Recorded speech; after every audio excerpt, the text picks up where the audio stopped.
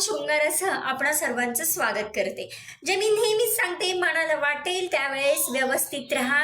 निमित्त नको, सण वार लग्न डोहाळे जेवण वाटलं ना की मला व्यवस्थित राहायचंय की तसं करा. त्याच पद्धतीनं आजचा तुमचा माझा जिव्हाळ्याचा विषय आपलं स्त्रीत्व आणि उद्याचा महिला दिवस. सगळ्यात आधी माझ्याकडून महिला दिवसाच्या आपणा सगळ्यांना खूप साऱ्या शुभेच्छा.